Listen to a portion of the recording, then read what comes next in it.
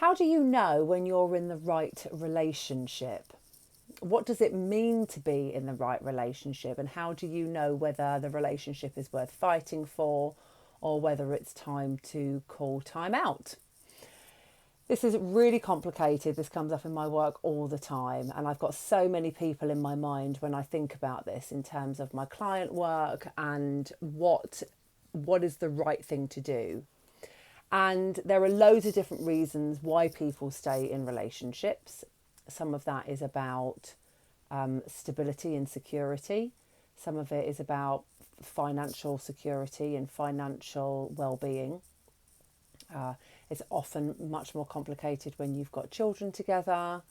And sometimes it's about expectations you put on yourself or expectations you feel others put on you, sometimes family members or what have you. But I'm much more about considering how the relationship makes you feel and who you are when you're in that relationship. Never ever in any of the work that I've ever done have I ever told people to either stay in a relationship or end a relationship, because that's absolutely not what my role is at all. But it is my role, it is my job to help people think about what they get out of the relationship and how the relationship makes them feel and who they are in that relationship and what the relationship does to benefit them and what the relationship does to hold them back.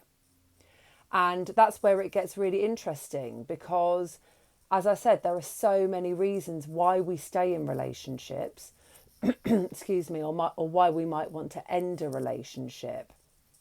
And there's no way I can do any of that, service in a short video like this. But when we think about who we are and when we think about what makes us happy, that's ultimately what a relationship is about. A relationship should always be one that feels supportive, stable, secure, and where you can be yourself, where you are encouraged to be yourself, to grow, to develop, and to do that in a loving way. You know, there are so many aspects to being in a relationship, and if you're a parent, as anybody who has worked with me or has followed me knows, predominantly the work that I do is about helping mums or helping couples to demonstrate to their children what love should look like, what love means, what commitment looks like, what family life looks like. And they do that because they do that for themselves. And they do that because that's what they want their children to learn as they're growing up. And yet so often that isn't what the children are learning. So often the children are learning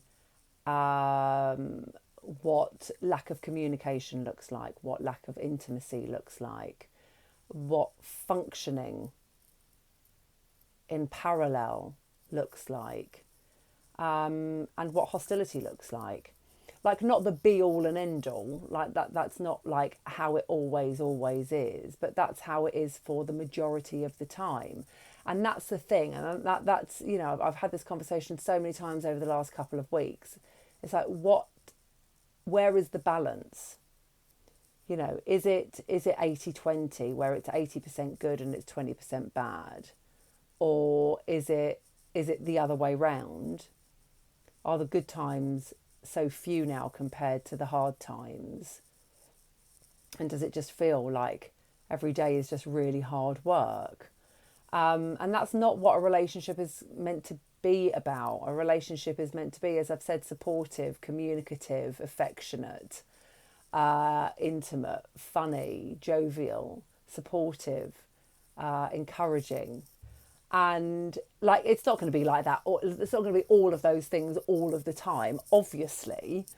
But it should be that most of the time, and you should have elements of that most of the time. And even when you're going through the difficult times, that it's not all encompassing, and that those times are few and far between, and they don't define your relationship. Thinking about, what makes you happy and what makes your heart sing can be so many things, but your relationship and your family life should be up there with that. And if they're not up there with that, then you need to be considering why they're not up there with that. So, yeah, that's it really.